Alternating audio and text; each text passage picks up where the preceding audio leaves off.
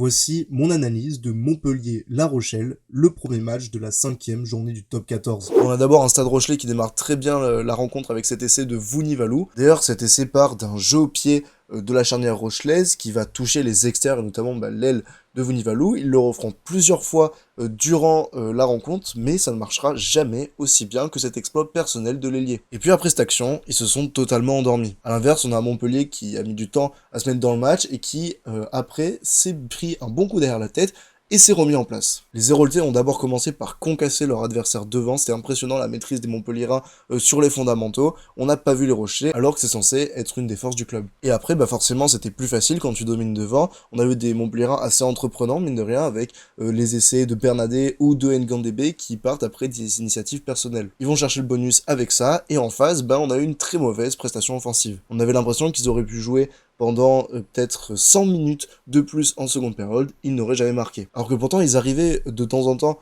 à trouver des espaces et un peu à briquer cette défense, mais il y avait toujours cette pénalité qui venait arrêter l'action, 7 en avant, bref, trop d'imprécision pour pouvoir espérer quelque chose. La Rochelle repart bredouille et laisse donc le bonus offensif au MHR. Cette vidéo est un extrait de mon analyse de la 5e journée du top 14, elle est à retrouver sur ma chaîne YouTube Bourrichon.